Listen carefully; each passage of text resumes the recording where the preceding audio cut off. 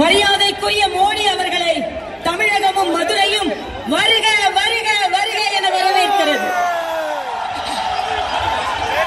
எங்கு பார்த்தாலும் காவி, தமிழகம் காவிமயமாகிக் கொண்டிருக்கிறது என்பதை இந்த கூட்டம் மீனாட்சியின் இந்த திடலில் காண்பிக்கிறது என்பதை தமிழகம் கவனிக்கட்டும், இந்த பாரத தேசம் கவனிக்கட்டும். எனது அன்னை மீனாட்சி, நமது பாரத பிரதமர் மோடி அவர்கள் மறுபடியும் மீண்டும் 2019 பாரத பிரதமராக பதவி ஏற்பார் என்பதை இந்த லட்சோப லட்ச கூட்டம் உணர்ச்சிகரமாக காண்பித்துக் கொண்டிருக்கிறது. இந்த லட்சக்கணக்கான தாமரைகள் மலர மலர சூரியனை எங்கே காணோம்? உங்களை பார்த்து பயந்து சூரியன் மறைந்து விட்டது. உச்சி சூரியனே எங்களை ஒன்றும் செய்ய முடியாத போது உதய சூரியன் என்ன செய்துவிட முடியும்? தமிழகத்தில் இங்கே காவி துண்டு, காவி தொப்பி, காவி ரத்தம் இங்கே பாய்ச்சப்பட்டுக் கொண்டிருக்கிறது. இந்த இரும்பு மனிதரை விமர்சனம் செய்கிறார்கள். மனிதத்துவத்தை மட்டுமே பார்த்துக் கொண்டிருக்கும் இந்த தலைவனை மதத்தை வைத்து விமர்சனம் செய்கிறார்கள். வெளிப்படையாக ஆட்சி செய்யும் இந்த தலைவனை வெளிநாட்டிற்கு செல்கிறார் என்று விமர்சிக்கிறார்கள்.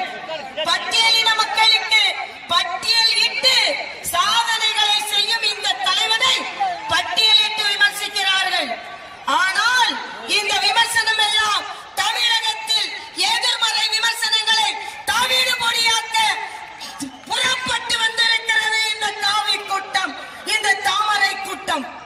அன்பு சகோதரர்களே, தமிழகத்திற்கு நமது பலத்தை, இந்தியாவிற்கு நமது பலத்தை காண்பிக்கும் முதல் திடலாக மதுரை அமைந்திருப்பது உங்கள் அனைவரையும் வருக வருக என வரவேற்கிறேன்.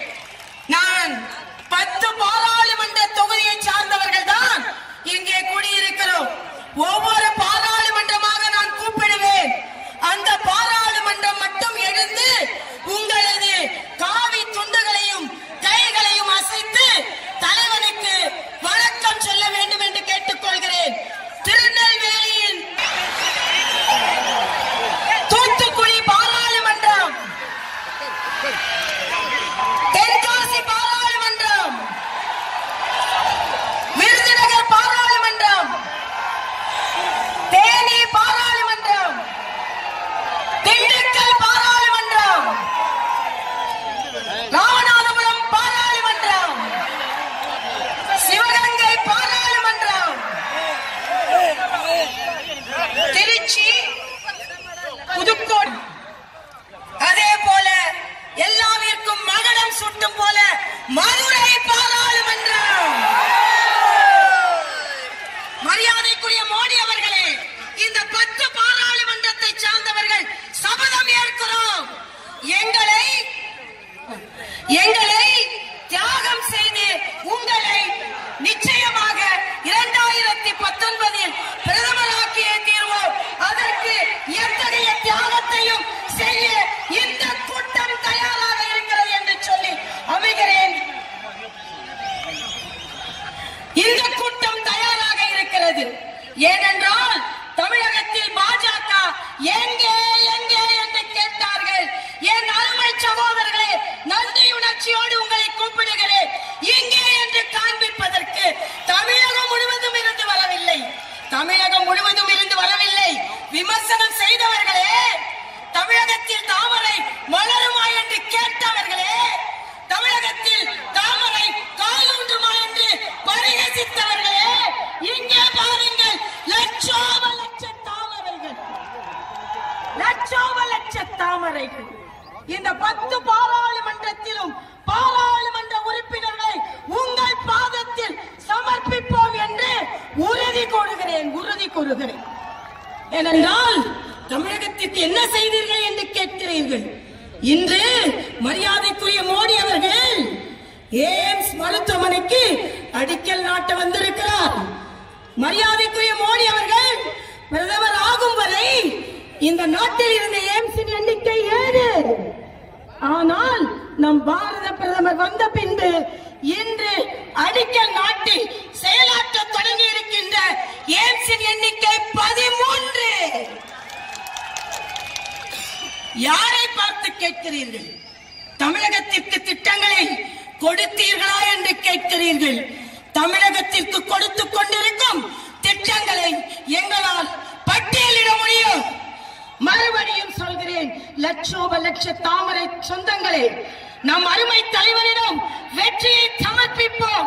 அதற்கு இந்த தியாக கூட்டம் எந்த தியாகத்தையும் செய்ய தயாராக இருக்கிறது. தமிழகத்தில் தாமரை மலர்ந்தே தீரும்.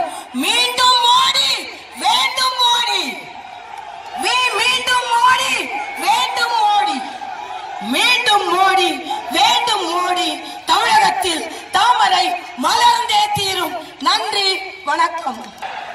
பாரத் மாதா தீர்த்திருக்கின்றான். எத்தனை எல்லை பிரச்சனைகள் தீர்க்கப்பட்டிருக்கின்றன? பங்களாதேஷோடு இருந்த எல்லை பிரச்சனை எத்தனை ஆண்டு காலமாக இருந்து கொண்டிருந்தது? எத்தனை பிரச்சனைகள் இருந்து கொண்டிருந்தன? எத்தனை ஊடுருவல்கள் இந்த நாட்டில் இருந்து? நீர்வழி போக்குவரத்தை நாம் துவக்கி இருக்கின்றோம். பல்வேறு பொருட்கள் நீர்வழி போக்குவரத்தின் மூலமாக ஏற்றுமதி செய்யப்பட்டுக் கொண்டிருக்கின்றன. அதே போல பார்த்தோம் என்று சொன்னால் இலங்கை பிரச்சனை நீங்கள் எடுத்துக் கொள்ளுங்கள். காங்கிரஸ் கட்சியுடைய ஆட்சி காலத்திலே நம்முடைய தொப்புள் கொலை உறவுகள் லட்சக்கணக்கான யார் காரணம்? இந்த தமிழர்களுடைய அழிவிற்கு, தமிழ் இனத்தினுடைய அழிவிற்கு, நம்முடைய இனத்தை அழித்த, நம்முடைய உறவுகளை அழித்த அந்த இயக்கத்திற்கு தன்மானமுள்ள, தகுதியுள்ள எந்த ஒரு தமிழனும் வாக்களிக்க கூடாது என்பதை மக்கள் மத்தியில் எடுத்துச் செல்ல வேண்டும். ஆனால் நாம் ஆட்சிக்கு வந்ததற்கு பிறகு இலங்கையிலே நம்முடைய பிரதமருடைய செயல்பாட்டின் மூலமாக ஆட்சி மாற்றத்தை ஏற்படுத்தி காட்டியிருக்கின்றோம். நம்ம சொல்ல, ராஜபக்சே சொல்றாரு, இன்னும் எல்லாரும் சொல்றாங்க. இலங்கையில ஆட்சி மாற்றம் ஏற்பட்டதற்கு காரணம், ராஜபக்சே அவர்கள் தோற்கடிக்கப்பட்டதற்கு காரணம் இந்தியா தான் என்று சொல்கின்றார்கள், நரேந்திர மோடி தான் என்று சொல்கின்றார்கள். நம்முடைய இனத்தை அழித்து அந்த ஆட்சியை அந்த அந்நிய நாட்டிலேயே மாற்றி காட்டக்கூடிய சக்தி பெற்ற தலைவராக நாளைக்கு லால்ஜி பசுமாட்டு பிஸ்கெட் வச்சா போன நாள் முழுக்க என்ன யோசிச்சிருக்கானே தெரியும். நீ போய் கெட்டல கழுவு. கேள்வி கேட்கட்டுமா? ஒண்ணும் கேட்காத. நான் கணக்கு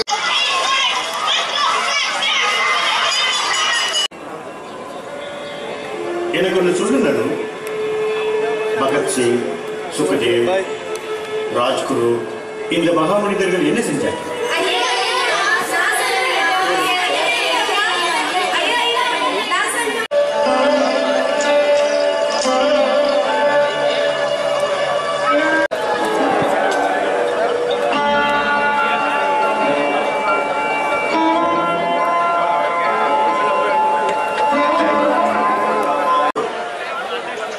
ஹரிஷ், அம்மா கிட்ட நீ சொன்ன?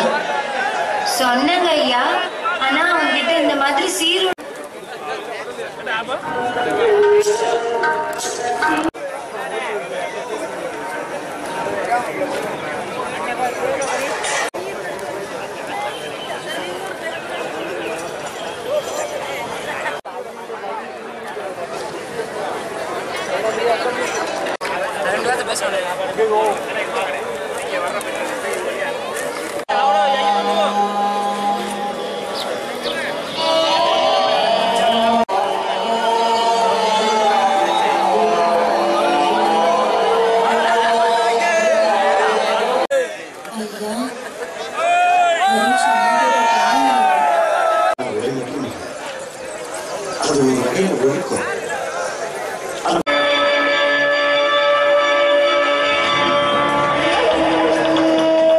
புயலாகட்டும், ரயில் மற்றும் சாலை பாதுகாப்பாகட்டும், இவை அனைத்தும் விண்வெளி தொழில்நுட்பம் கணிசமாக உதவிகள் செய்கிறது. நமது மீனவ சகோதரர்களிடையே நாவிக் கருவிகள் விநியோகம் செய்யப்பட்டிருக்கின்றன. இவை அவர்களை பாதுகாப்பதோடு பொருளாதார மேம்பாட்டிற்கும் உதவி செய்கின்றன. நாம் விண்வெளி தொழில்நுட்பத்தை பயன்படுத்தி அரசு சேவைகளின் விநியோகம் மற்றும் பொறுப்புடைமை ஆகியவற்றை சிறப்பான வகையிலே நிறைவேற்றிக் கொண்டிருக்கிறோம். அனைவருக்கும் வீட்டு வசதி என்ற திட்டத்தின்படி 23 மாநிலங்களில் சுமார் 40 லட்சம் வீடுகளுக்கு ஜியோ டேக் அளிக்கப்பட்டுள்ளது. இதோடு கூடவே மகாத்மா காந்தி ஊரக பகுதி வேலைவாய்ப்பு திட்டப்படி சுமார் 3.5 கோடி சொத்துக்களையும் ஜியோ டேக் செய்தாகிவிட்டது. நமது செயற்கைக்கோள்கள் இன்று நாட்டின் பெருகி வரும் சக்தியின் அடையாளம். உலகின் பல நாடுகளுடன் நாம் சிறப்பான தொடர்புகளை ஏற்படுத்தி இருப்பது இதன் பங்களிப்பு காரணமாக. தெற்காசிய செயற்கைக்கோள்கள் என ஒரு பிரத்யேகமான முயற்சி உண்டு. இது நமது அண்டைப்புறத்தில் இருக்கும் நட்பு நாடுகளுக்கும் வளர்ச்சி என்ற வெகுமதியை அளித்திருக்கிறது. தனது சிறப்பான போட்டித்தன்மை மிக்க ஏவுதல் சேவைகள் வாயிலாக நம்முடைய தேசம் விண்வெளி தொழில்நுட்ப பயன்பாட்டை உயிர் உடைமைகளின் ஸ்ரீ சித்தகங்கா மடத்தில் ஸ்ரீ சிவகுமார்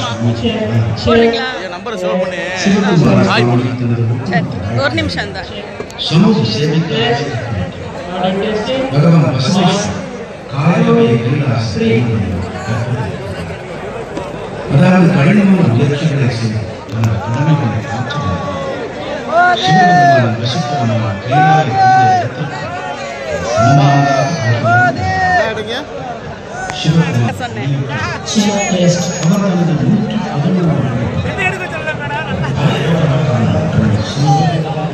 தண்ணி கொஞ்சம் கொடுங்களா ப்ளீஸ், இங்க தண்ணியே இல்லை.